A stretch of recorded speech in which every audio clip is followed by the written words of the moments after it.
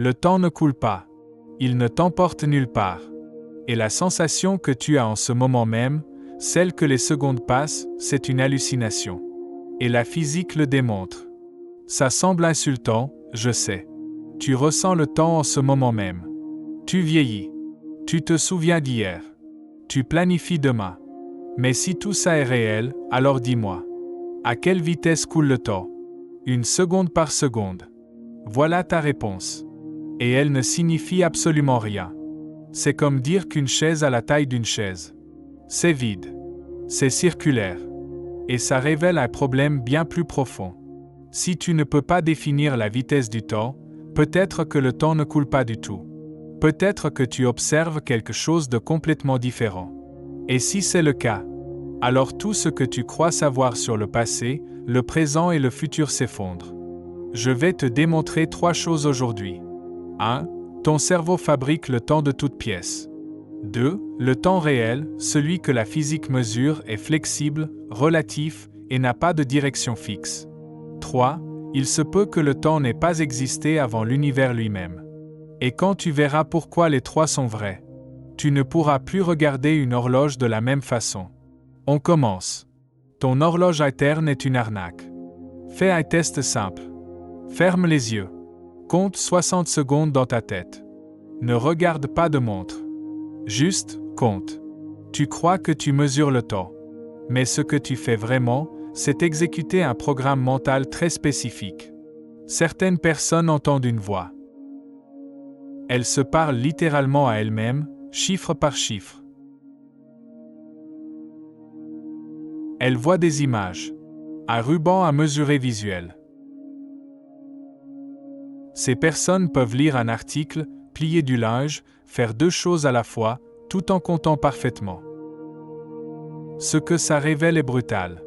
Ce que tu ressens comme le temps qui passe, ce n'est pas une constante universelle. C'est une construction mentale privée. Un jeu de signaux biologiques que ton cerveau joue.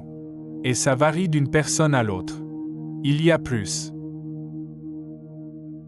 Quand tu es en danger, une seconde peut sembler durer 10 secondes.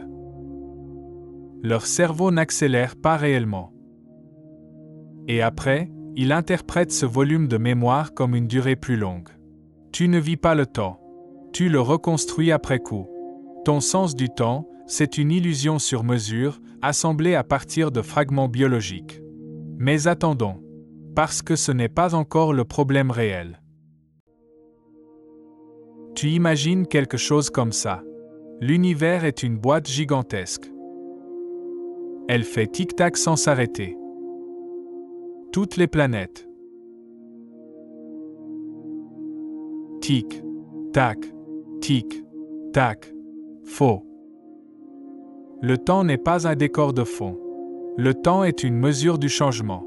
Si absolument rien dans l'univers ne changeait. 0 atome vibrant. 0 lumière se déplaçant.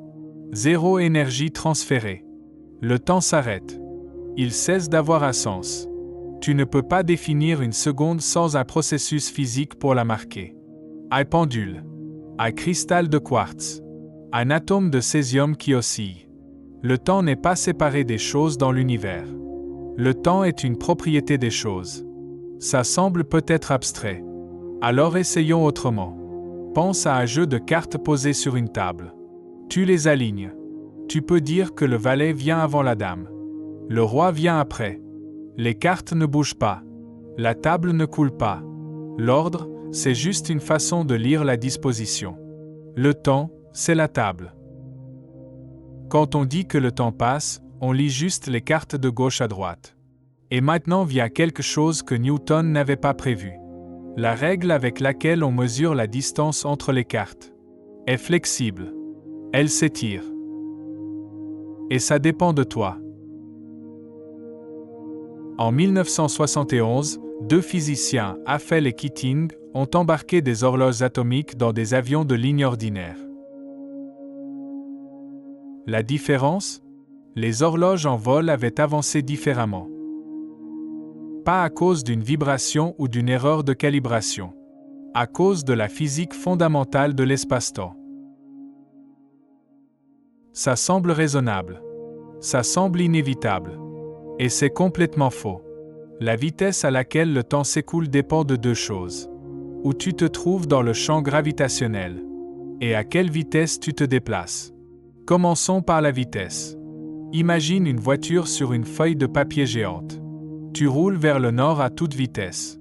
Si tu tournes vers le nord-est, tu divises ta vitesse.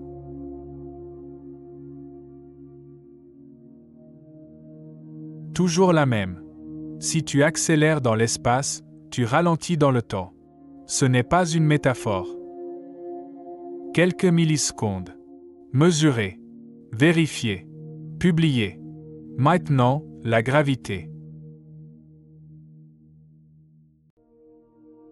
Mais pour une horloge atomique, elle est mesurable.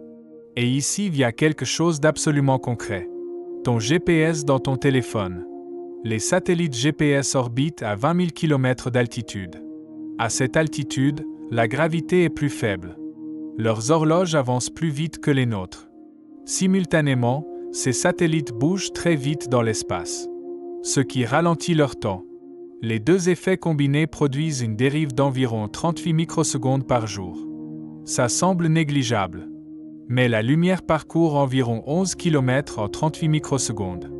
Sans correction continue de cette distorsion temporelle, ton GPS dériverait d'environ 11 km par jour. Chaque voiture, chaque avion, chaque bateau, perdu. La relativité n'est pas une curiosité théorique pour physiciens dans des laboratoires. Elle tourne dans ta poche. Le temps se plie. Mais attendons encore. Parce qu'il y a quelque chose de bien plus perturbant.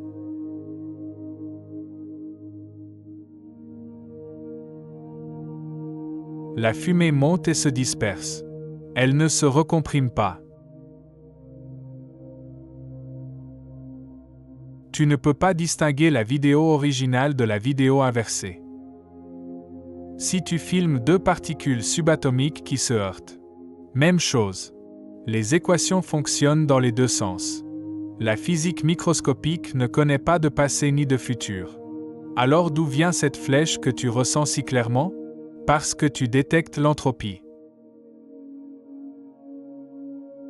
Il existe 1 milliard de façons pour qu'un œuf soit cassé. Éparpillé ici. Éclaboussé là. Coquille en 3 morceaux. Coquille en 1000 morceaux. Mais il n'existe qu'un seul arrangement dans lequel l'œuf est entier et intact.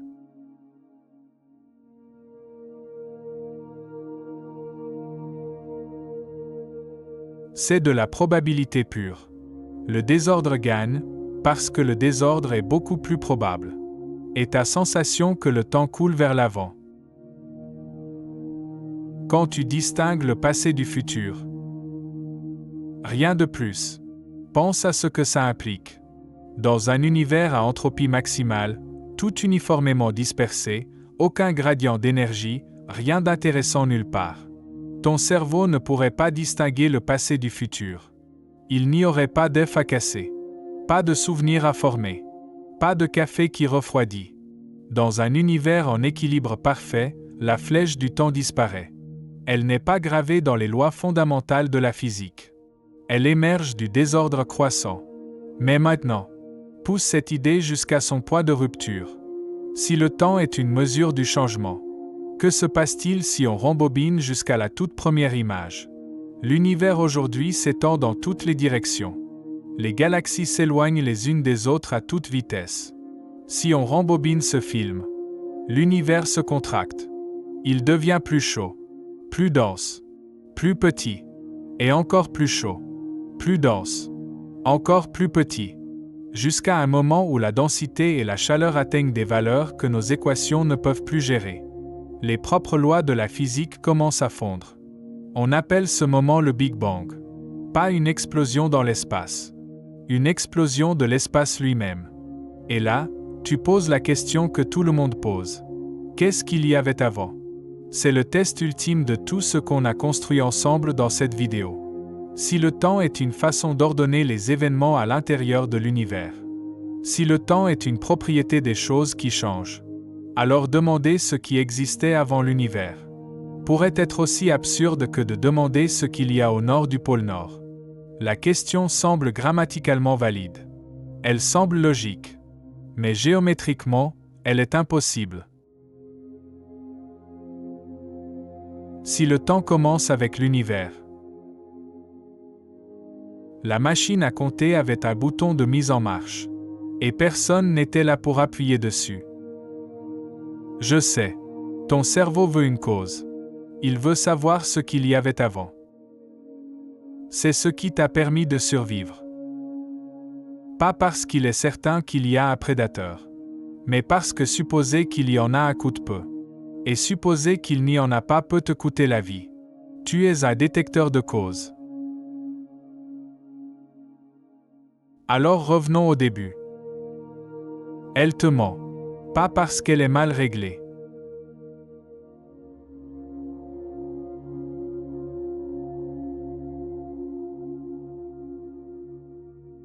C'est ton cerveau qui joue un programme de survie biologique vieux de millions d'années.